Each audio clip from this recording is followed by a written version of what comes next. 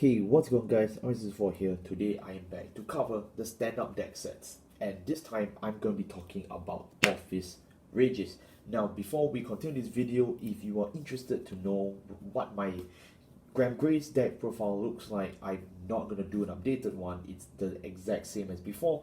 Just check out the link in the description below. I guarantee you it's very worth your time because Graham Gray's is absolutely meta defining, and with the fact that the deck's now so cheap, you're going to want to watch it as well. But today we're going to talk about the weakest of the three, which is Orfist.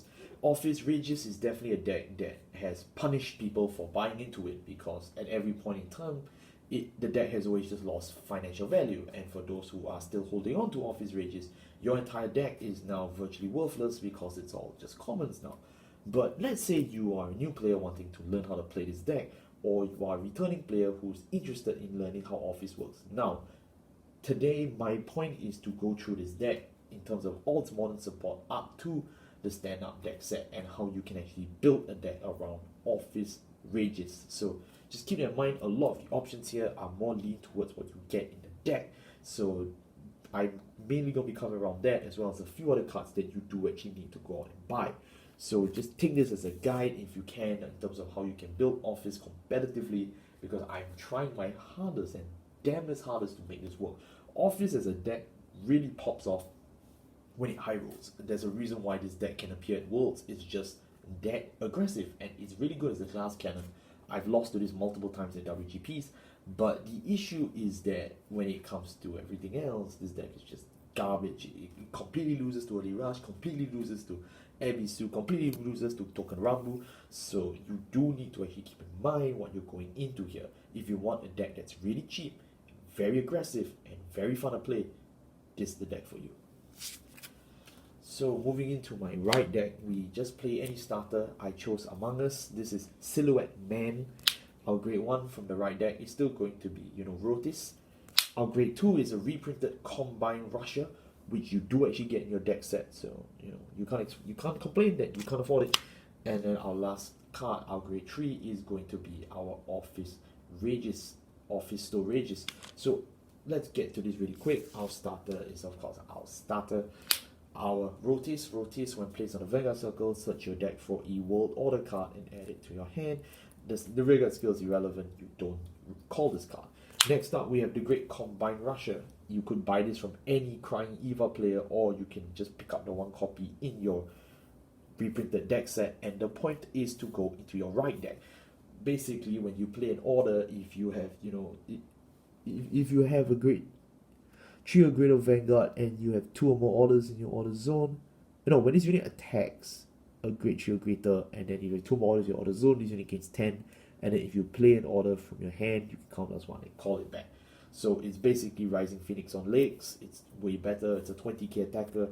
It really helps you because he's very flexible on the board, and he's just that good. But on turn 2 though, he does nothing. But the reason why he's in the right deck is to save him, so that you Soul Blast him out, to get him onto the field, to beat your opponent in. Extra copies of Combine Rusher, if you have them, it's fine, but realistically, I don't know, can you afford that many? And we are playing around limitations, so I'm gonna assume you only have 1. If you have more, you could play it in the main deck, but you really just use this because this is your very good first or second attacker during your Orfist Regis turns. Orfist Regis, when placed on the Vanguard circle, chooses an order card from your hand, or a world card from your hand or drop zone, and installs it into the order zone for free. This means that you skip its activation cost, and you can use the effect for free. So I'll go through that in a bit, okay? When this unit attacks, if your world is an Abyssal Dark Knight, which means you have 2 world order cards, counterblast 1, discard a card from your hand, and spawn a Shadow Army token to your rearguard circle for every 2 worlds that you have. So it scales, okay? It scales. This is not a good scaling like Gandiva or Chronojet Messiah, Luai, and Shiranui. This is a very hard scaling to get, in the sense that you need to put in the work to actually get this additional attack in, and this deck is very fragile, so do keep that in mind. But I feel that I can't talk about this deck without going through the orders first. So for our orders, we obviously play 3 copies of Overcoming an Eternity, 2 copies of Eroding Moonlight, and then 4 copies of Howling Moonlit Night. So I'm trying my best here to be as considerate, but at the same time as competitive as possible when it comes to the building of this deck, because yeah, really these are pretty cheap, but some people may have issues, especially with Eroding Moonlight, because it was a competitive staple at one point in time. Yeah, a lot of cards that you see here, there are promos. I won them myself, so I didn't have that issue, but frankly, you may need to just buy the original versions or just wait for their reprints. All of them have activation costs. This is Soul Blast 2, this is Count Blast 1, and this is Soul Blast 1. And when they are played, you get different effects. For these two, they are generally simple. For this gun, you get to spawn a Shadow Army token, which, same as Regis, it basically spawns this guy. He's a grade 1, 15k with boost. It comes in your deck set. Don't worry about it. So, yeah, that's what it spawns when placed. It's a one-time place for a field spell. So, after that, it just sits there and it changes your atmosphere of the world to Dark Knight. If you have 2 or more orders, there are worlds, you change it to Abyssal Dark Knight. And that's basically how you advance the stages of the game. Okay?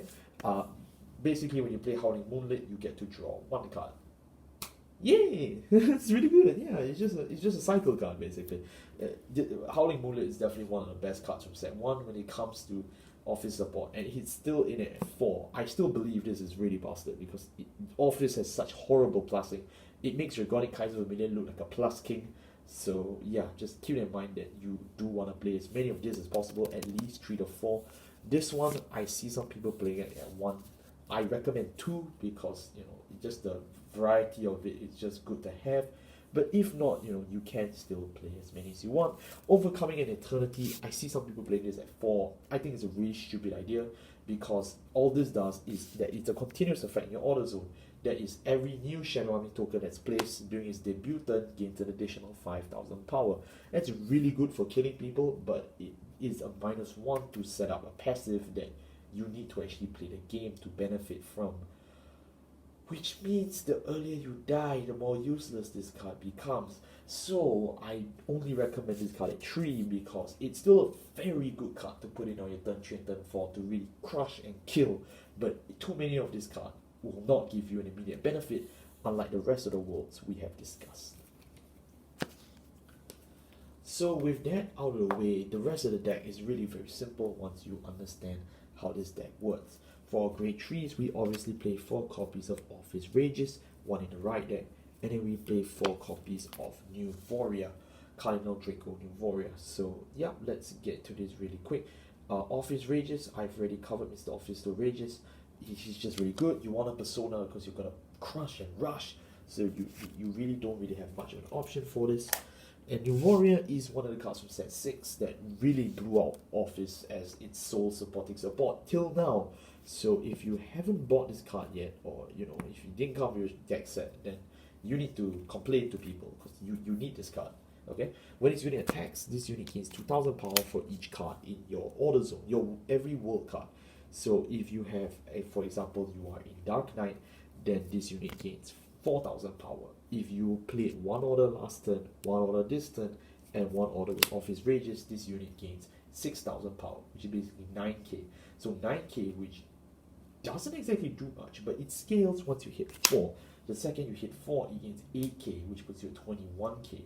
21k will help beat over a lot of grade 2 bodies, but you don't actually hit 4 more orders unless you play more of the specific support that this deck has to offer, which we do not actually. We are waiting for set 12 to really see what happens. But the further this goes, especially when you hit 5, when you persona right, then it's basically a free +10, which is virtually the end of the world for your opponent. Get it, wolf? So they won't be able to guard. But that's not what you're playing New Warrior for. When this unit's retired during a battle phase, you spawn a Shadow Army token. So Orfist calls 1, you call the Shadow Army token over New Warrior. New Warrior skill, he calls a Shadow Army token again, preferably over the Combine Rusher. And that's basically how you set up 5 attacks, as easy as possible with a very easily accessible field.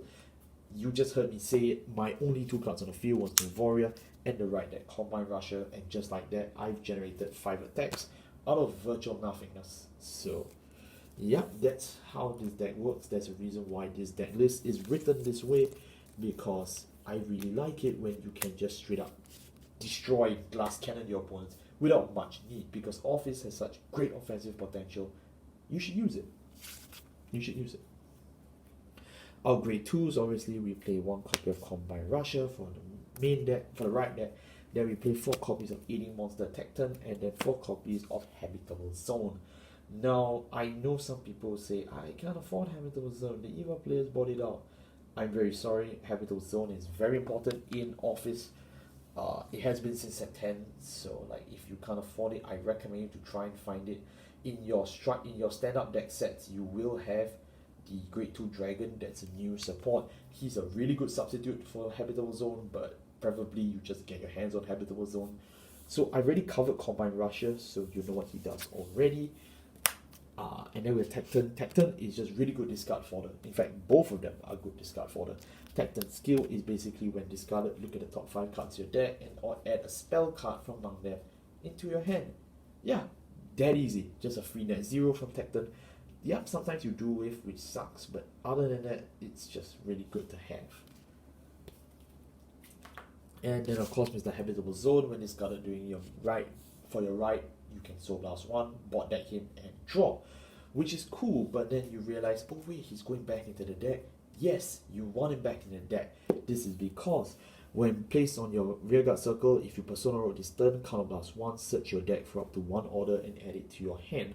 For the rest of this turn, you can play 2 orders instead of 1, and the first order you play, its cost is 0. Now, this is different from Orfist Regis. Orfist Regis directly puts the order into the order zone, so it does not count as being played as an order. Habitable Zone, however, just changes the order count from 1 per turn to twice this turn, and then drops the cost of any order you play to 0, which means effectively, if you Persona right and then go into Mr. Habitable Zone, you get to install 3 orders per turn, one of which is directly shipped to you with Habitable Zones. In fact, there's a reason why this card is really good in Orfist, so I do recommend you to pick him up. For our grade 1s, we play 2 copies of Kagula, we play 4 of our Perfect Guards, and then 1 Rotis. Yeah, I don't really need to explain much. Our Perfect Guards are Perfect Guards. You want Perfect Guards, they are very good for your health. And then we play Rotis for the right deck, because you know he's the only one you want, right? And then after that, we also play Kagula. Kagula, yes, I have a holo one, I want it. Kagula, when placed on rearguard circle, if your world's Dark Knight, soul charge 1. If your world's Abyssal Dark Knight, you soul charge 2 instead. So basically on turn 2, you soul charge 1, and turn 3, you soul charge 2. But that means on turn 1, this card is worthless. But if your world is in Abyssal Dark Knight, you get to Soul Blast 1 and retire this unit to call a Shadow Army token, which means you basically substitute her out for this. You want to save your Kagulas to turn 3 so you can soul charge 2, so it becomes a net 1 soul charge and a free Shadow Army token. This is very important, especially given that you use a lot of soul, especially for cards like Mr. Habitable Zone. And of course, finally, last but not least, our grade 0s, we play 1 over trigger, we play 3 draw, we play 8 crits, we play 4 heal. It has to be balanced heals because we are running on Shield in Orfist, so we need to balance it out. And then of course we play 1 copy of our starter. So as you can tell, it's very straightforward. We are playing draws because Orfist needs draws. If not, we're going to straight up die. You know, and then of course the rest is very mandatory and standard. It's really not hard. As you can tell from this list, it's not hard at all. Our over trigger needs to be this guy, because he's basically a second win condition for every Brandt Gate deck. So if you don't play him, something is wrong. And within 15 minutes, I've effectively covered my Orfist deck profile for the Stand Up set. I have not covered Orfist in a year, as you can tell, and yeah, there are reasons why, because Orfist has not gotten support in over a year. So I'm really happy that he's getting support. I know that Orfist Mask is also coming, so you know, we have a lot of exciting things coming for us as Orfist players, despite the fact that Orfist Masks does not have a good offset because of the amount of resources it could take, which is really strenuous because Orfist is already such a resource heavy deck.